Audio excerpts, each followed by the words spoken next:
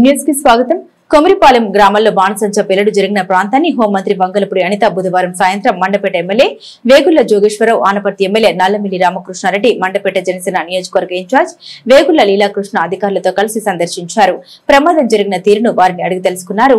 ఈ సందర్భంగా హోంమంత్రి అనిత మీడియాతో మాట్లాడారు. బాణసంచ ప్రమాదంపై విచారం వ్యక్తం చేశారు. ప్రమాదంలో మరణించిన వారికి ప్రభుత్వం సహకారం అందిస్తుందని, గాయపడ్డ వారికి మెరుగైన వైద్యం అందివ్వాలని అధికారులను ఆదేశాలు ఇచ్చామన్నారు.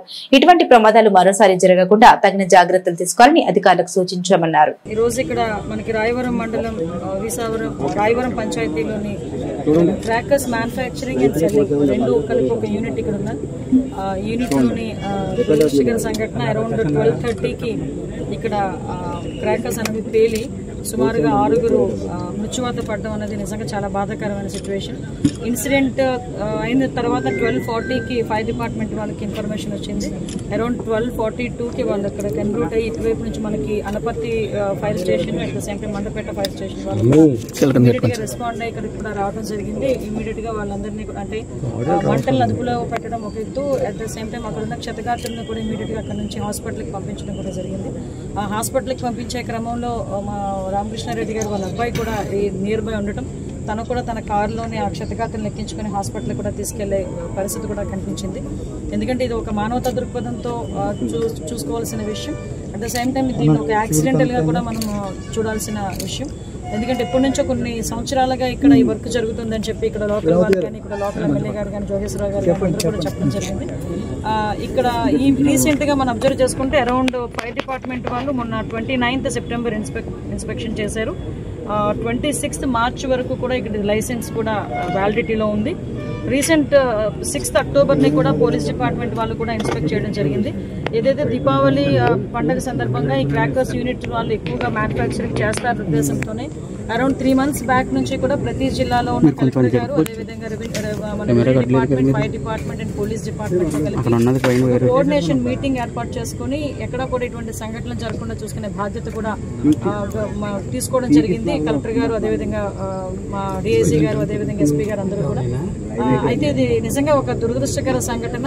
తర్వాత హాస్పిటల్లో జాయిన్ అయిన నలుగురిలోని కొంతమందిని విచారిస్తే వాళ్ళకి కొంచెం కాన్షియస్ లోకి వచ్చిన తర్వాత వాళ్ళని విచారిస్తే సంహవ్ ఒక ఎలక్ట్రికల్ వైర్ ఏదో కొంచెం మేము చేస్తున్న టైంలో ఒక స్పార్క్ వచ్చింది, దానివల్ల జరిగిన సంఘటన కింద వాళ్ళు చెప్పడం జరిగింది. క్లూస్ టీం వాళ్ళు కూడా, ఫోరెన్సిక్ టీం వాళ్ళు కూడా ఆల్రెడీ ఇప్పుడు ఆన్ ది వే వస్తున్నారని, ఇంకొక 1 hourలో వాళ్ళు కూడా ఇక్కడికి చేరుకుంటారు.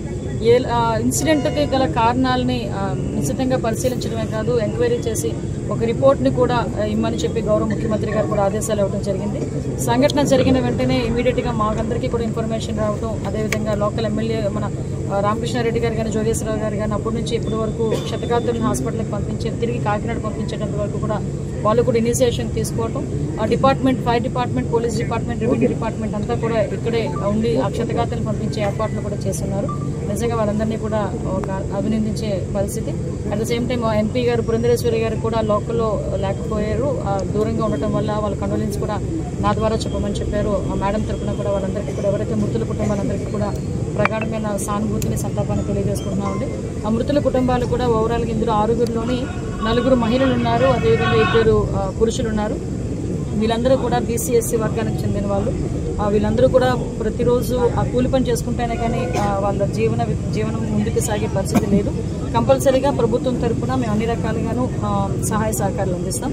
సో వాళ్ళందరికీ కూడా, ఎవరైతే క్షతగాత్రులు ఉన్నారో వాళ్ళందరికీ కూడా మెరుగైన వైద్యం అందించే వరకు కూడా మేమందరం కూడా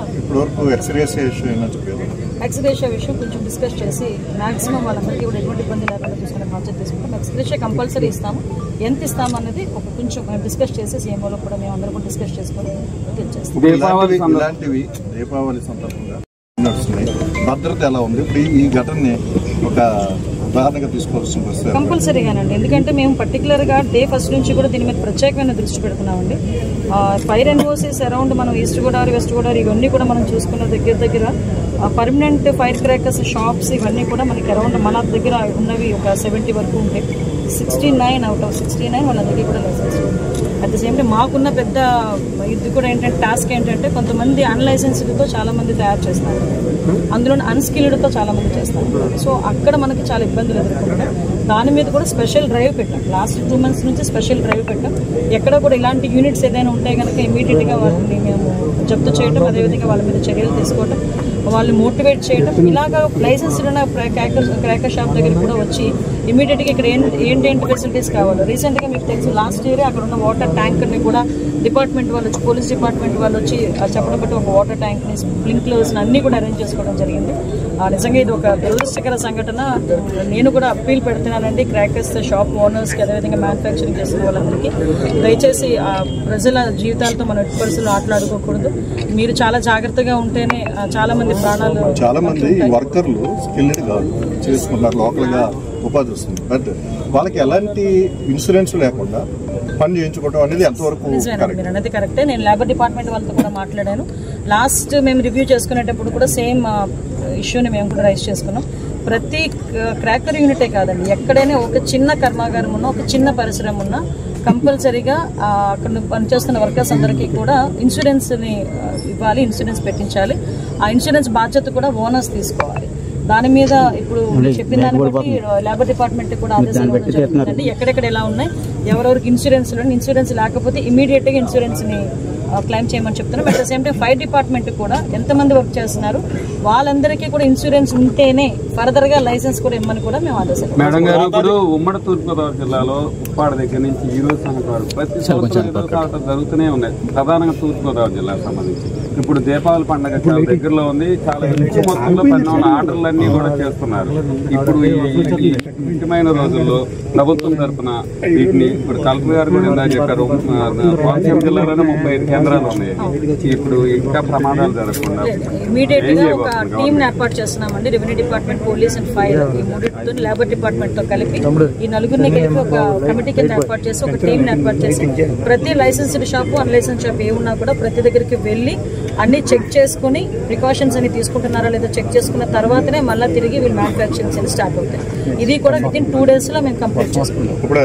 ఇప్పుడు దీపావళికి మరి బజార్లు పెడతారు కదా, బజార్ దగ్గర కూడా అప్పటికప్పుడు 2 రోజుల్లోని మీరు లాస్ట్ మినిట్ లో లైసెన్స్ ఇస్తున్నారు.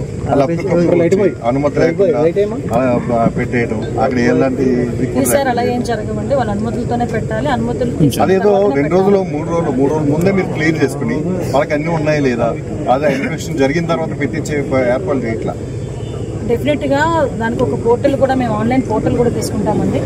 మన కలెక్టర్ గారు, అదేవిధంగా మన ఫైర్ డిపార్ట్మెంట్, పోలీస్ డిపార్ట్మెంట్ పరిధిలో ఒక ఆన్లైన్ లోనే కూడా వాళ్ళ అప్లికేషన్స్ చేయడానికి ఒక సింగిల్ విండో విధానం ఏర్పాటు చేసుకుంటాం. ఎక్కడైనా ఇలాంటి జరిగినప్పుడు కూడా ఇమీడియట్ గా ఫైర్ సర్వీసెస్ కూడా నియర్ బై ఉంచే ఏర్పాటు కూడా మోతాదుకి మించి వీళ్ళకి ఐటమ్స్ సప్లై చేయడంలో కూడా మోతాదుకి సప్లై చేస్తారు, దాని నుంచి కూడా వీళ్ళు పరిధి మించి తయారు చేయడం లేదు. అందుకే మీరు అన్నది కూడా కరెక్ట్ కావచ్చేమో.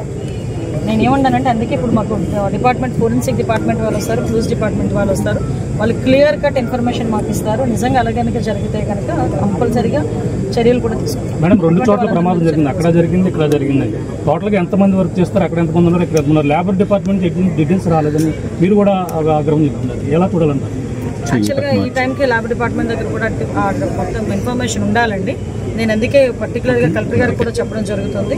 ఎక్కడ ఇలాంటి వర్కర్సే కాదండి, ఎక్కడైనా కూడా ఎటువంటి చిన్న పరిశ్రమ ఉన్నా, కనీసం ఒక చిన్న స్మాల్ స్కేల్ ఇండస్ట్రీ ఉన్నా, 10+ వర్కర్స్ ఎక్కడైనా పనిచేసినా కూడా వాళ్ళందరి దగ్గర వాళ్ళ ఇన్సూరెన్స్ తీసుకోవాలి. వాళ్ళ దానికి ఇన్ఫర్మేషన్ అంతా కూడా వాళ్ళ కన్సర్న్ లేబర్ డిపార్ట్మెంట్ దగ్గర ఉండాలి. అది కూడా వాళ్ళు ఇమీడియట్ గా తీసుకొని వాళ్ళందరికీ కూడా ఇన్సూరెన్స్లు కూడా చేయమని చెప్పి మేము ఆలోచిస్తాం.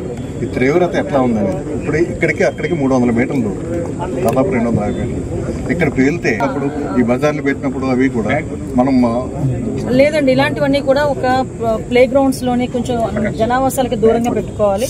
దానికి కూడా మేము కూడా కొంచెం ప్రజలు కూడా సహకరించమని మేము కూడా కోరుకుంటున్నాం.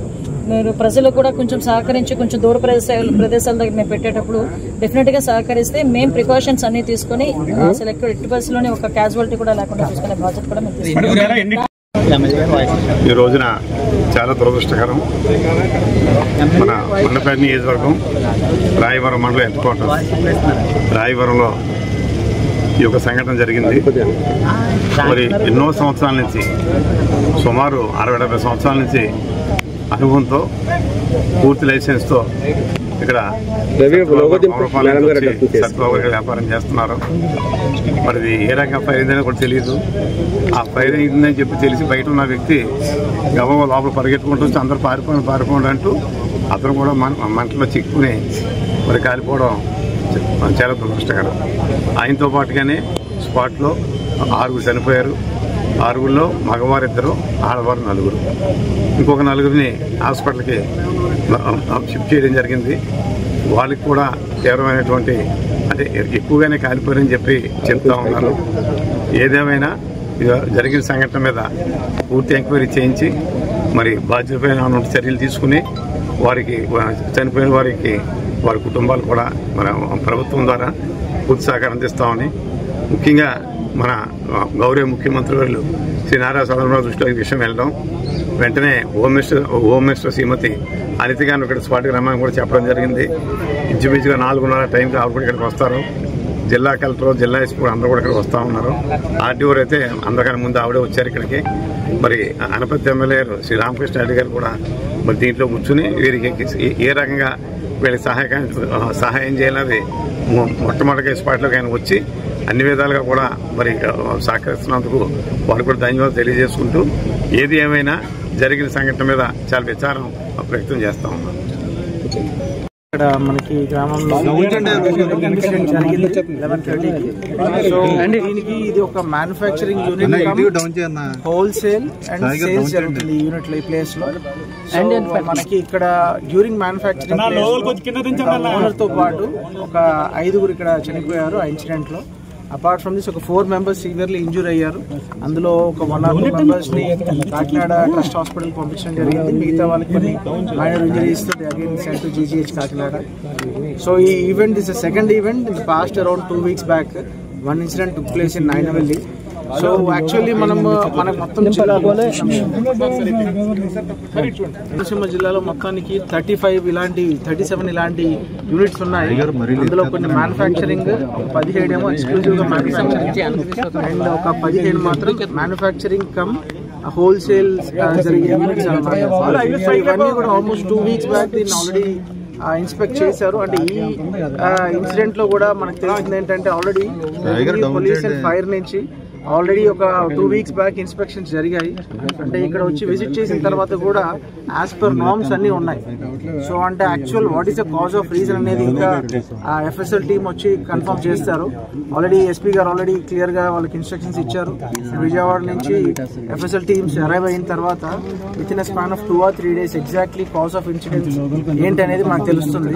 సో రైట్ నో ఇక్కడ ఉన్న నార్మ్స్ ప్రకారం చూసుకుంటే మనకి ఆల్మోస్ట్ ఆల్ వాట్ ఎవర్ మనకి ఫైర్ టెండర్స్ కావచ్చు, ఫైర్ ఎక్స్టింగ్విషర్స్ కావచ్చు, మనకి సేల్ యూనిట్ కి మ్యానుఫ్యాక్చరింగ్ యూనిట్ కి ఎంత దూరం ఉండాలి, మినిమం ఒక 50 to 100 meters ఉండాలి, ఇవన్నీ కూడా ప్రాపర్ గా పాటించారు. బట్ స్టిల్ ఈ ఇన్సిడెంట్ జరగడం అనేది బాగా దురదృష్టకరం. అంటే ఆల్రెడీ ఇక్కడ చూసిన దాంట్లో చూస్తే ఒక 15 to 20 మెంబర్స్ పనిచేస్తున్నారు ఇక్కడ. అందులో ఎక్స్క్లూజివ్ గా మ్యానుఫ్యాక్చరింగ్ లో పనిచేసే వాళ్ళు మాత్రం చనిపోయారు. ఎవరైతే హోల్సేల్ అండ్ మనకి డిపోస్ ఉన్నాయో ఇక్కడ మ్యానుఫ్యాక్చర్ చేసిన వాటిని అమ్మడానికి పెడతారో అవి ఒక 50 to 75 meters ప్రాపర్ గా పాటించడం వల్ల అక్కడ ఉన్న వాళ్ళు ఎవరు చనిపోలేదు.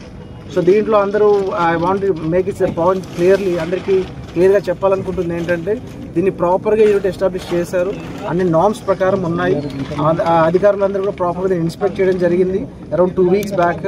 అందులో భాగంగా అసలు యాక్చువల్లీ దాని యొక్క ఎక్స్ప్లోజివ్నెస్ వల్ల చనిపోయారు కానీ ఫైర్ వల్ల చనిపోవాలని చెప్పేసి అంటున్నారు. సో ఎక్స్ప్లోజివ్ ఎలా జరిగిందనేది, ఆ విస్ఫోటన ఎలా జరిగిందనేది ఒకసారి FSL టీం వచ్చిన తర్వాత మనకు తెలుస్తుంది. అంటే ఆల్రెడీ చూస్తున్నాము దీంట్లో ఆల్ ఫైర్ నార్మ్స్ ప్రకారం ఏవైతే ఉండాలో అవన్నీ పాటించారు. బట్ స్టిల్ ఇన్సిడెంట్ జరగడం దురదృష్టకరం. ఆ 6 మెంబర్స్ ఎవరైతే చనిపోయారో అందులో ఈ ఓనర్ కూడా ఉన్నారని చెప్తున్నారు. సో అతను కంప్లీట్ గా ఇప్పుడు పోస్ట్ మార్టం కానీ పంపించడం జరుగుతుంది. ఆల్రెడీ లోకల్ పబ్లిక్ రిప్రజెంటేటివ్స్ కూడా వచ్చారు. అందరు కూడా వాళ్ళ యొక్క ఫ్యామిలీస్ ఒకసారి ఇంటరాక్ట్ అవుతాము. ఐ వాస్ టోల్డ్ అందరూ కూడా పనిచేసే వాళ్ళందరూ పక్కన ఉన్న అనపర్తి కాన్స్టిట్యున్సీ నుంచి ఉన్న వాళ్ళని చెప్తున్నారు. అండ్ ఓనర్ ఏమో రాయవరం నుంచి అని చెప్తున్నారు. సో డెఫినెట్ గా owner is also so owner కూడా ఆనపర్తి నుంచి అని చెప్తున్నారు. సో డెఫినెట్ గా వాళ్ళ ఫ్యామిలీకి ప్రభుత్వం నుంచి ఏం సాయం చేయాలో డెఫినెట్ గా take care of them. But at same time I'm alerting all of you. So definite గా 35 ఇన్స్టిట్యూషన్స్ మ్యానుఫ్యాక్చరింగ్ యూనిట్స్ ఎక్కడైతే ఉన్నాయో మన జిల్లాలో వాటిని ఒక 2 days లో ఆల్ టీమ్స్ని పెట్టి జాయింట్ టీమ్స్ పెట్టి డెఫినెట్గా any deviations if at all minor deviations ఉన్నా కూడా వాటిని క్లోజ్ చేయడం జరుగుతుంది. డెఫినెట్గా సార్ ప్రాథమికంగా మీరు ఈ ప్రమాదానికి ఎక్స్ప్లోజన్కి ప్రాథమికంగా రీజన్ అది ఎక్స్క్లూజివ్ గా ఇప్పుడున్న దాంట్లో మనకి what is the reason forensic team వస్తే గానీ మన exact what is the reason for this అని చెప్పలేము.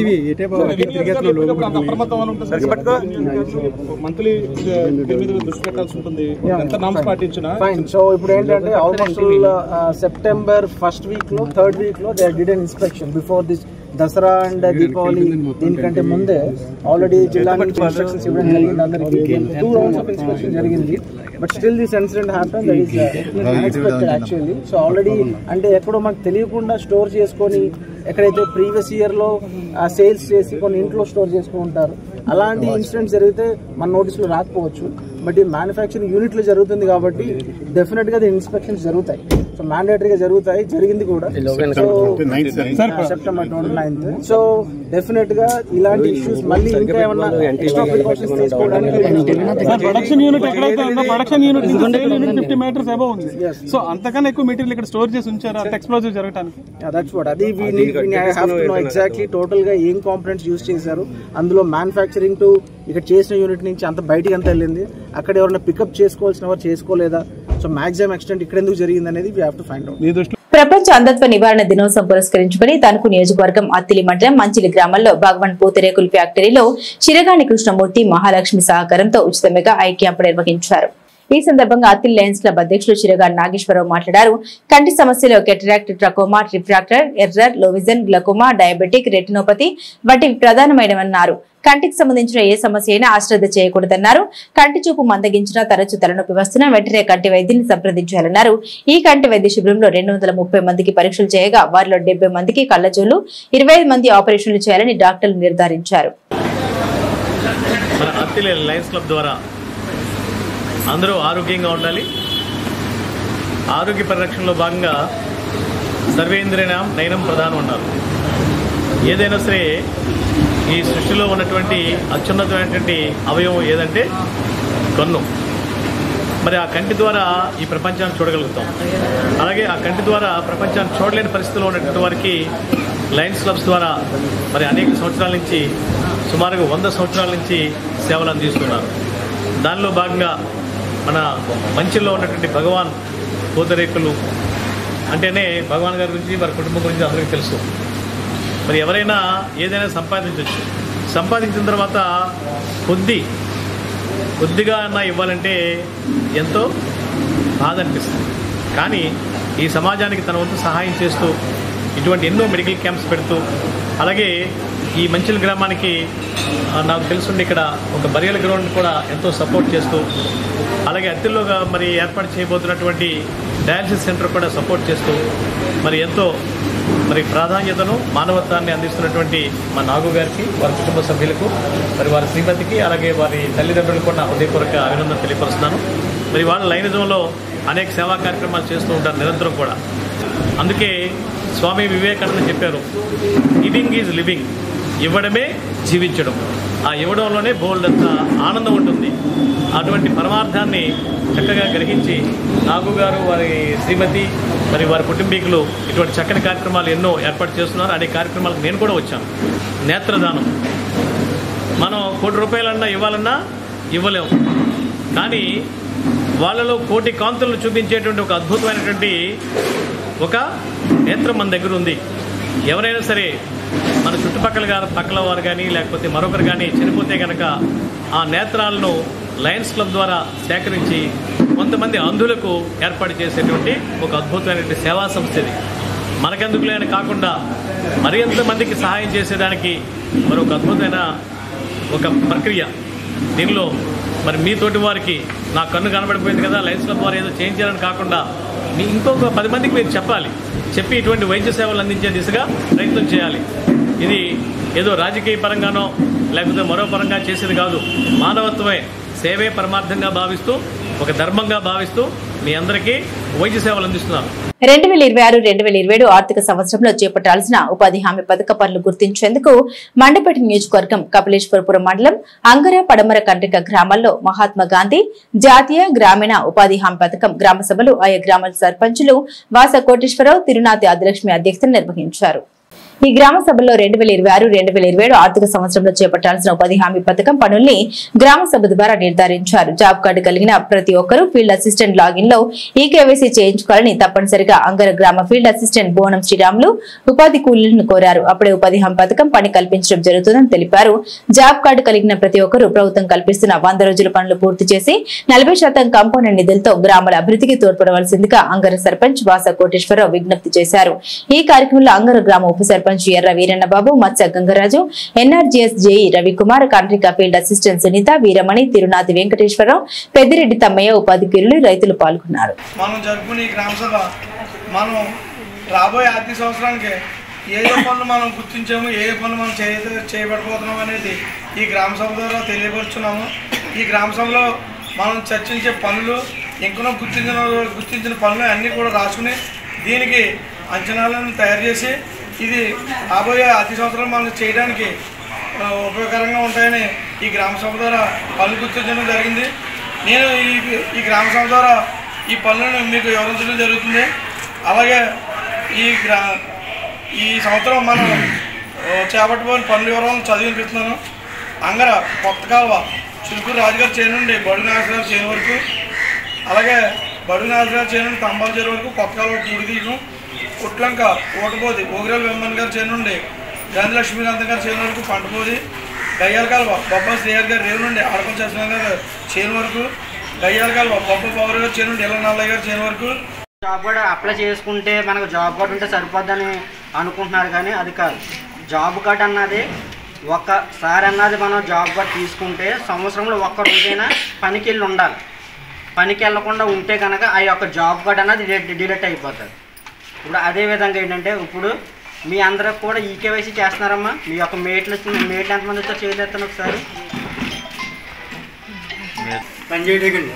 ఏమని చెప్పారు అంటే ఇంతకుముందు మనం పనికి వెళ్ళినప్పుడు ఒక గంట ఉండి బాబు నాకు బాగోలేదురా మా మనవని పెట్టేసి మా మనవ ఫోటో తీయనేసి వెళ్ళిపోయేవారు. అది ఏదో రంగా మీరు ఫోటోలన్నా మొత్తం ఏదో జరిగేది అక్కడ. ఇప్పుడు అటువంటి ఏ ఇబ్బంది లేకుండా ఎటువంటి ఫ్రాడ్ లేకుండా సెంట్రల్ గవర్నమెంట్ ఏం పెట్టిందంటే ఈకేవైసీ అన్నది పెట్టింది. ఎలాగంటే మీ యొక్క ఆధార్ కార్డు, మీ యొక్క జాబ్ కార్డు, మీ యొక్క ఫేస్ అథెంటికేషన్ అన్నది మొత్తం మీ యొక్క జాబ్ కార్డు నెంబర్కి అథెంటికేషన్ అంటే లింక్ అయిపోయినాయి అన్నమాట. ఇప్పుడు ఎలాగంటే ఇప్పుడు సపోజ్ పొద్దున్న నేను పనిలోకి వచ్చాను, పనిలోకి వచ్చినాక ఫోటో నా పేరు డిమాండ్ ఇచ్చారు, నేనే ఉండాలి. నా బదులు మా మామలో ఎవరినో నా కూతుర్ని ఎవరినో అని పెట్టినా ఫోటో తీసినా కానీ ఫోటో అన్నది అప్లోడ్ అవ్వదు. అదేవిధంగా మధ్యాహ్నం మళ్ళీ రెండో ఫోటో తీయాలి. అంటే పనికి 4 గంటల సమయం 2 పూటల పని చేసినప్పుడు ఏం చేయాలంటే రెండో ఫోటో కూడా నేనే ఉండాలి. ఆ విధంగా ఉంటేనే మీ యొక్క అటెండెన్స్ అన్నది ఈకేవైసీ అన్నది అప్డేట్ అయ్యి అటెండెన్స్ అన్నది అవుతుంది. లేకపోతే ఎవరో పక్కన వాళ్ళని పెట్టి వాళ్ళని పెట్టి వీళ్ళని పెట్టి నడిపించడానికి ఇప్పుడు ఏమీ లేదు. ఎవరైతే వచ్చారో పనికి వాళ్ళకే డబ్బులు, నా బదులు వాళ్ళు నా బదులు వీళ్ళు అనడానికి ఇప్పుడు ఏమీ అవకాశం అన్నది లేదు. ఇంతకుముందు ఏంటంటే జాబ్ మస్తర్లోనే 6 ముద్రలు నొక్కేవారు, అవునా మీరు? ఇప్పుడు ఏం చేస్తారు మీరు అందరూనే 1 ముద్ర నొక్కుతున్నారు. మొన్నటిదాకా మీరు పేర్లు ఒక ఇంటి పేరు వచ్చేది కాదు, వాళ్ళు పేర్లే వచ్చేది. పేర్లు పద్మావతిలో 3-4 ఉండి జాబ్ కార్డ్ నెంబరు. ఇప్పుడు అలా కాకుండా మీ యొక్క మస్తర్లోనే మీ యొక్క ఫోటోలు తీస్తున్నాం కదా ఈకేవైసీ, ఆ ఫొటోస్ కూడా అందులోనే మీ యొక్క మస్తర్ మీద ఫోటో రూపంలో మీ యొక్క ఫోటో అన్నది వచ్చేస్తుంది. ఆ విధంగా మొత్తం ఎన్ఆర్జీఎస్ అన్నది ఇంప్రూవ్ అన్నది చేయడం జరుగుతుంది. గవర్నమెంట్ ఇన్స్ట్రక్షన్స్ ప్రకారం అంగర డెవలప్మెంట్ యాక్టివిటీస్ నిమిత్తం గ్రామంలోని ఉపాధి హామీ పథకం నిమిత్తం అసలు ఇవాళ రావాల్సింది ఎక్కువగా రైతులు రావాలి.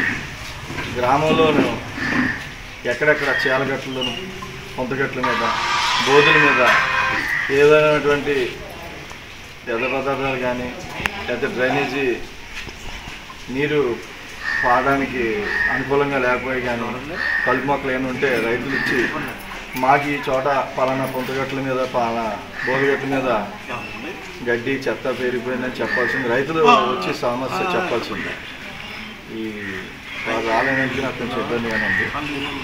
దయచేసి ఈ రోజున ఎవరైనా కొంతమంది రైతాంగం వచ్చుంటే వారి గట్ల మీద కానీ పొద్దుగట్ల మీద కానీ బోధిగట్ల మీద కానీ ఏదైనా వర్కులు కానీ చేయించాల్సి ఉంటే ఇక్కడ రికార్డ్ చేయించుకుంటే దాన్ని మన ఫీల్డ్ అసిస్టెంట్ శ్రీరాములు మండలానికి తీసుకెళ్ళి దాన్ని ప్రపోజల్ పెడతాం. మనం ఇక్కడ తీర్మానం చేయడం జరుగుతుంది. దాని గురించి మీరు ఇంటికి వెళ్ళిన తర్వాత మీ రైతాంగం ఎవరైనా తెలిసి ఉంటే సాయంత్రం వరకు కూడా నమోదు చేసుకోవచ్చు, ఇబ్బంది ఏం లేదు. వాళ్ళు వచ్చి మా పొంతగట్లు బోధిగట్ల మీద ఉన్నటువంటి సమస్యలను పంచాయతీ దృష్టికి తీసుకోవచ్చు. నమస్కారం అండి. ఈరోజు ముఖ్యంగా ఏంటంటే అంగ గ్రామ పంచాయతీలో ఈరోజు వచ్చే ఆర్థిక సంవత్సరానికి 2026-27 ఆర్థిక సంవత్సరం సంబంధించి కొత్త ప్రణాళిక, కొత్త పనుల ఐడెంటిఫికేషన్ అనేది గ్రామ సభ జరుగుతుందండి. ఇందులో ముఖ్యంగా ఏంటంటే ఉపాధి హామీలో కాలువలు పూడికితీత, అదేవిధంగా చెరువులో పూడికితీత, హార్టికల్చర్ పెంపకము, అదే కనుక ఖాళీ స్థలంలో గడ్డి పెంపకాలు, మినీ గోట్లను, ఇవన్నిటికి సంబంధించి ఈరోజు గ్రామ సభ అన్నది ఏర్పాటు చేయడం జరిగింది. ఇందులో మొత్తం ఎన్ని పనులైనా అన్ని పనులు కూడా ఈరోజు గ్రామ సభ అమలు తీర్మానంగా తీసుకోవడం జరుగుతుంది. వచ్చే ఆర్థిక సంవత్సరం ఈ వర్కులన్నీ చేసి పనులు మొదలెట్టడానికి ఈ యొక్క గ్రామ సభలో ఏర్పడింది. ఇందులో ముఖ్యంగా ఏంటంటే ఉపాధి హామీ కలిగిన ప్రతి జాబ్ కార్డు కలిగిన ప్రతి ఒక్కరు కూడా ఏంటంటే ముఖ్యంగా ఈకేవైసీ అన్నది కంపల్సరీ చేయించుకోవాలి. అందులో ముగ్గురుంటే ముగ్గురు ఈకేవైసీ చేయించుకోవాలి. ఈ విధంగా ఈకేవైసీ చేయించుకోవడం వల్ల అంటే వచ్చే ఆర్థిక సంవత్సరంలో ఎటువంటి ఇబ్బందులు లేకుండా వాళ్ళ యొక్క జాబ్ కార్డులో డిమాండ్ అంటే వర్క్ ఏంటి డిమాస్ట్రేషన్ మొత్తం అన్నీ కూడా సక్రమంగా జరుగుతాయి. ఇదేనా ముఖ్యంగా ఇది యొక్క జాతీయ గ్రామ ఉపాధి పథకంలో చేయదగ్గ పనులు. పశ్చిమ గోదావరి జిల్లా ఆచంట నియోజకవర్గం పెనుమంట్ర మండలం మాటేరులో ఆటో డ్రైవర్ల సేవ బహిరంగ సభకు ముఖ్య అతిథిగా విచ్చేసిన రాష్ట్ర జలవనరుల శాఖ మంత్రి నిమ్మల రామానాయుడు.